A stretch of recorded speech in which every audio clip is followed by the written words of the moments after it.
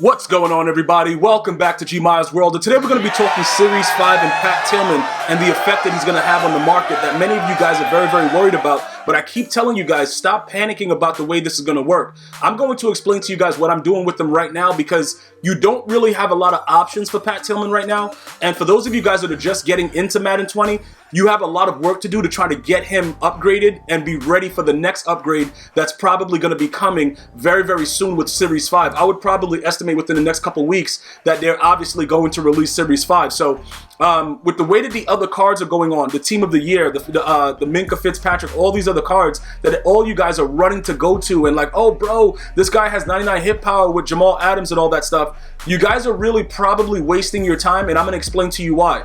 When you look at Pat Tillman with the way his card is right now, if you have John Madden Coach at tier 5 with the physical chem, and you also have either 30 of 30 with Sprinter or 30 of 30 with Brawler, you're going to get him up to a 94 speed. He's very, very weak with man coverage. Everybody knows that, but I'm going to give you guys a spoiler. It doesn't really matter if he has 99 zone. He's going to still get dotted by out routes if you put him in man coverage. Out routes, in routes, the only thing that he probably will play decent is maybe with 99 man is probably like a straight streak if you get the right animation. But for the most part, usually man to man, if you guys are noticing with the slant routes in Madden has become a nightmare, but it shouldn't be that hard to cover because if any of you guys have played football, you guys know how it works. You either give inside leverage, outside leverage. Sometimes you have the zone and then you have a guy drop right underneath in like a yellow to pick off, if somebody keeps trying to throw slants. None of those things really work. The slant route is really, really OP.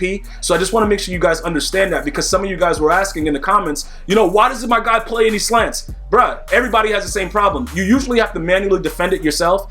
Even with the soft squats that automatically turn to man coverage, which is why when dudes run double slants, everybody usually gets wide open. If you don't have them in clouds to just stay on the outside parts of the, both sides of the field, you're going to have issues with that. So as we look at this guy and know where he's going to go with this upgrade, I'm going to give you guys some of the thoughts that I'm thinking, right? Now, he's already chemed to a 96. I do not see why with his next upgrade, he should not be chemed to a 99.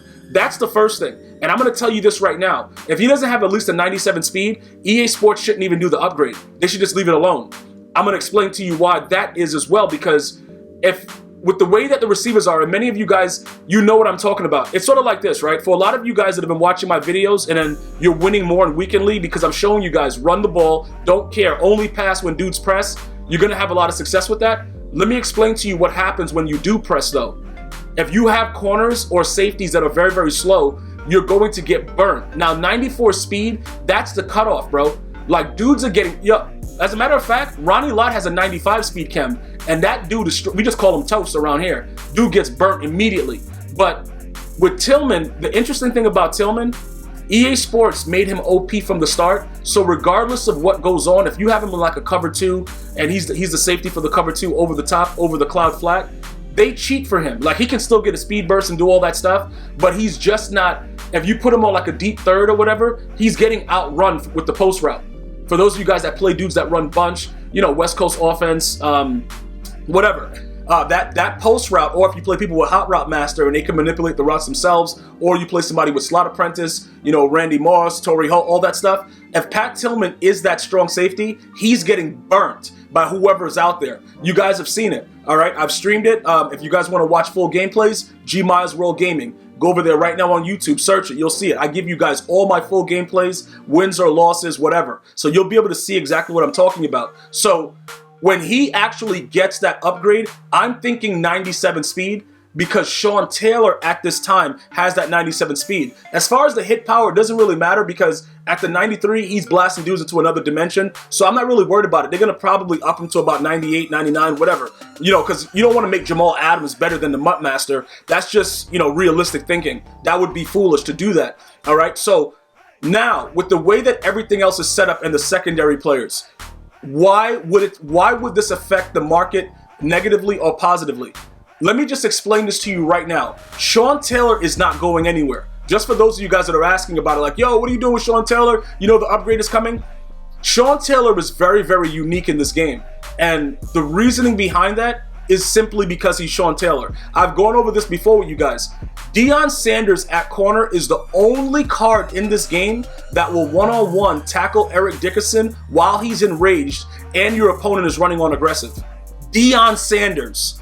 Okay, it's just the mechanics of the game. EA, bro, it is what it is. I get so sick and tired of seeing it because, well, actually, I just started doing it myself. I actually make sure Deion Sanders is my corner now, and I sub out Night Train Lane in my 3-4 because Night Train Lane couldn't tackle a dead cockroach. So I had to get smarter and realize, hold on, I'm playing all these guys online, and Deion Sanders is just smashing me in the backfield, and I'm starting with Freight Train. So it made sense, right, that certain cards are going to play a certain way. Now, what makes Sean Taylor so savage? If you user him with Lurker and Acrobat equipped as his abilities, it's GG's. Because anything in his area, EA is going to let him pick it. Now, will he drop picks? Sometimes, but very, very rare does Sean Taylor drop a pick. He's one of the only cards that will definitely, most of the time, intercept the ball and take it for 6, pick your moms up, drop off up the block, no Uber, and don't care about it. And that's the way that he just plays. So will his price continue to drop? You know, it's going to stay, it's a limited card. It's going to stay relatively where it is right now. We'll go check his price, you know, in a second. And we're going to also go check the other prices of some of the other cards. Like you guys were talking about Tre'Davious White, a 5'11" guy running around with 98 speed with no jumping. Like you guys really amaze me that you don't understand certain things. Rod Woodson, even with the speed that he has right now, he's better than Tre'Davious White, even with all of the other stuff that Tre'Davious White has. And I explained it to you guys before. It's something about Rod Woodson's card. Now, will that change if they put out like a Super Bowl, you know, Charles Woodson, like some other kind of, you know, crazy freaky card? Yes, because when EA releases cards, we all know all of a sudden our other cards start playing like idiots. Everybody knows that, bro. Like, it's not like it's a new thing. Everybody knows when new cards are released, cards at that same position play like straight trash. At least for like the first 3-4 games that other card has been released. You could call it coincidence. I don't believe in coincidence. Something's going on. So regardless of that, Rod Woodson still plays out of his mind. So he's actually still better, you know, overall for what I need him to do. So I have no issues with that. Now, we're going to go ahead and check out some of the cards that many of you guys have been asking, you know, what's going to happen to this? What's going to happen to that? You know, once he gets his upgrade, should I sell all my cards now? Or is it going to go down? Yeah, realistically, some of the cards have no choice but to go down. But if you have players like Ronnie Lott, you got Sean Taylor, you got Deion Sanders, you got Night Train, wherever their price is right now is going to be relatively the same. It's the other dudes that you're going to have to worry about. You know what I'm saying? Like Jamal Adams, for instance, right? When we go take a look at what he's doing, you're going to get that crazy hit power, you're going to get all that stuff, but EA Sports really, really gypped him on his speed. Like, it's okay, Harrison Smith, we don't even look at him. Ed Reed, it's a little bit different because, you know, he has 93 speed base, he goes to 94, he goes to 97 speed. So that 3-point differential, it actually is very, very good for what you're looking for. Plus, I think he also gets that secondary position, so he can also play free safety, I believe. I'm not sure. One of you guys let me know if he can do that, but it would make sense because that was, I believe that's how he got inducted into the Hall of Fame as a free safety, right? So I don't know why EA keeps putting him as a strong safety, but that's neither here nor there. It doesn't matter. We're going to continue to go on with what's happening. So now with Jamal Adams with the Team of the Year, some of you guys wanted to utilize him in the time being. The one major thing that I do not like, and I keep stressing it to you guys, I don't like that EA Sports started him with a base speed of 92. You get him, you're going to get him to a 96, all right? So you're going to get 2 more speed points above what, you know, Pat Tillman is currently right now. But think about what it's going to cost you to do that. And then what's going to happen when they release the Super Bowl version of cards and all that kind of stuff, and then you got to get rid of them again. This is when it starts to get crazy, and then it's like, all right, I just spent all this training. You're getting half of it back. That's actually a bonus based on how it used to be. You used to just lose everything, but still you're losing. So is it worth it right now for you to go ahead and start spending and investing in Jamal Adams if you did not already have his card? No, it's simple. And I understand. You know, Pat Tillman's gonna get burnt, like crazy stuff's gonna happen. You know, that other idiot that I got out there, Ronnie Lott, that dude just be getting dealt with accordingly. But it's still worth it to have them right now and just know that maybe you gotta back them off a little bit, maneuver the way you call your zones, change up the way that you have to do your defense for now. Because Deion Sanders, you don't gotta do nothing with that man. That man's 99 speed, 99 excel. You could press him, do whatever you want. It's very, very rare that he's going to get burnt in this game. Even with Randy Moss completely maxed out. Like mine is currently with 99 speed. So do you really want to spend a lot of training and a lot of MUT coins to get 2 speed when Series 5 will be here soon. We'll do what we got to do to get the upgrade, and then Pat Tillman will be right there, and it's not costing you anything. This is the situation that some of us have to understand. When you're putting together your team, be very, very cautious. Again, I always tell you guys this all the time. Be very, very cautious how you choose to spend your coins. Because once you get this card at 393, you don't know if it's going to remain that way even for the next day. Because EA might just drop a limited, like, yo, bro, a limited, ridiculous name guy like you booty or something, and it's gonna be crazy. But oh my God, that guy is good. And then this guy's price drops to like 250. You're like, okay. And then bro, it is what it is. Because you got to remember, even though everybody doesn't have souped up teams, if you guys play weekend league or you play head-to-head seasons, depending on what level you're at, you're going to play OP teams all the time. So you don't want to get caught with your pants down, bro. Like, you want to be ready to go. And that's what that's pretty much why right now I just keep Derwin James there as a backup to where I am right now, because Derwin James, he's a good sub linebacker. He's 6'2", and he'll just do whatever he wants also. And remember, he gets capped right now to a 94 speed. Again, similar thing with Pat Tillman. So the +2, is it really that important? With his height, he should be able to jump up high, even though most people in this game can't jump to save their lives. It doesn't really matter. I would recommend that whatever you have currently, you hold on to it at this point, because it just doesn't make any sense when we know Super Bowl promos coming, all these other things are coming. Why are we spending coins? Why are we spending training? Doesn't make any sense. Now, we look at the cornerback situation, right? Casey Hayward, even if you go ahead and you have a Chargers theme team and you upgrade him beyond belief, the dude still is going to get burnt. They give it, like, this dude's base speed is so stupid. Like, bro, what are we doing with this guy? But again, he got 97 man, he got 94 zone. It looks pretty, but you're going to get dominated. Okay, because as soon as you think it's sweet and you try to press a player like T.O., Randy Moss, even Torrey Holt, low-key, Torrey Holt got 97 speed. He'd be running around like a maniac. And then if you hit him with a post, out route, these type of things start to manipulate the defenses. And once they get that step, they're gone. But the counter to that is this.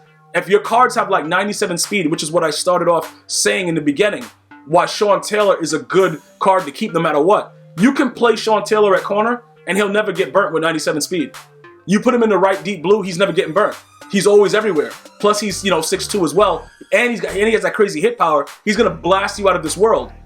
97 seems to be that speed that once you get your corners and your safeties to that speed, you're not gonna have to worry too much about post, streaks, ends, all that stuff, because they'll be able to keep up, and that'll be just something else that you have that's added to your defense, which is why I'm saying if they don't give Pat Tillman at least that, they should not even give us an upgrade. Just leave it the way it is, because it doesn't make any sense. Because everybody knows that that's pretty much the speed that you can really dominate with. All right? Why do you think they started Mel Blount off with such a slow speed, these hard hitters? Because they don't want them to be that fast and have that hit power. But again, Sean Taylor is the exception to the rule, which is why with the Mutt Master, you can't have a safety realistically that's better than the Mutt Master. Even though Sean Taylor's the GOAT and he should be on all your teams. So we're going to look right now. We're going to go ahead and we're going to search Sean Taylor's price, because another thing that you guys were talking about is, selling him right now and all that stuff. I don't really think in my heart of heart that this guy's price after, because remember, when he was out of packs, he was going for about 800K or something like that, right? Even right now where he's at 671, 650, I don't see him really dropping lower than that. Now, he stayed like this even before anything else was released. But any other card being released doesn't affect what Sean Taylor does. His card will still maintain a certain value. You know what I'm saying? So it doesn't, you right now, if you didn't sell him or get rid of him like I did after, my wife pulled him during that whole promo, I sold him and then used a 95 power-up pass immediately on him. You see what I'm saying? And then after I did that, I made my coins at that point during the actual time when he just got out of packs. And almost, I scored like almost 1 million coins for it. But again, with the way that it worked out, that was at that time. The cards naturally plateau and they go down. But it's a limit to where they go because everybody knows the value of Sean Taylor. So selling him right now for 671, is it a chance that he goes down to about 500? It's always a chance of everything. It's a chance that, your butt cheeks might explode. But does it happen? Probably not if you don't have implants. So you got to understand, things are going to happen regardless with the market, but you got to act when it's that time to act. At this point, if you waited this long, what's the point? You could do it and probably say, oh, you know what? He might go down to $5.99 or whatever. Okay, whatever. If that's what you want to do, but I wouldn't take him off your team if you don't have a power pass to use for him right now. Like, I wouldn't sacrifice him and put another bum in because you're going to lose games and you're going to lose them very often because he's a major impact player to the squad. And once Tillman gets his upgrade, those two in the back, bro, let me tell you something, man. Them dudes out there in your secondary, both with 97 speed and a million hit power, yo, I'm going to be very, very scared to play against it, but you'll be playing against it every time you play me. So it'll work out, you know, the same way. And those two guys are probably going to be the best for now because even with Brian Dawkins, he's undersized, you know, 6 foot, but he plays really, really small. We just saw Ed Reed. Everybody else is like kind of freaky, you know, undersized. But the other player, I forgot, what was that legend's name that came out earlier? I'm going to go ahead and search it because I can't remember his name off top right now. So we're going to go to legends and then we're going to go to strong safety. Why did I go to heavyweights though? You know what I'm saying? Like, why did I do heavyweights though? Like that's my thing. Like, why would I just do that? I just really did heavyweights. All right, so we're going to go up to, Ken Houston. He also has to get a card. So his card is going to be outrageous because he was, I don't know if how many guys been playing the game since the beginning of the year when it first came out. Bruh, this dude was so fast to start the year. It was ridiculous. Why am I, oh, because I didn't put it on strong safety. I'm like, why is it so many cards there? It should just be the one, right? Yeah, Ken Houston, and then Ed Reed has that, but that goes to the set. Now, this was the full legend. This is going way back. You know, when the game first came out, this guy's card was ridiculously priced. He was so fast. When he comes back, he's going to have over 90 hit power. He's going to have at least 94 speed. This guy's going to also be a monster. Notice that he's very, very similar to Pat Tillman with the low man coverage, but they give him decent zone. They're going to up his zone crazy, and he's going to be pretty good. This card might be somebody that will replace Derwin James for, because he's going to be faster with the same hit power, and he's also 6'3". That height really, really matters in the secondary because they just play bigger. Calvin Johnson, I don't really like because he doesn't have the hit power, but if he did, if EA gives him another card, golden ticket, whatever, and he has a hit power, we are absolutely going after it because we see the difference when somebody's 90 plus to when they're in the 80s. So these are the things that I want you guys to understand. If you wanted to dabble and grab him, you know, just in case something's going to happen or whatever, you know, cards like Marcus Allen, that's going to be coming out very soon. These cards are going to be very, very important as far as like what's going to be coming out later. So it's up to you how you want to do it. But I'm just telling you right now, the way that everything is set up, it's set up like this guy. Where's this guy at? Where's Marcus Allen? Did Marcus Allen have, or they just don't have any of him set up? I thought what was he, a 91? I don't know what he was. No, that's 90 to 91. What was Marcus Allen's card? Because when he gets his next card, he's also going to be an OG. Remember when we first started playing the game and dudes were running around with evasive like they had lightning bolts in their butt cheeks? That was Marcus Allen that started that whole thing.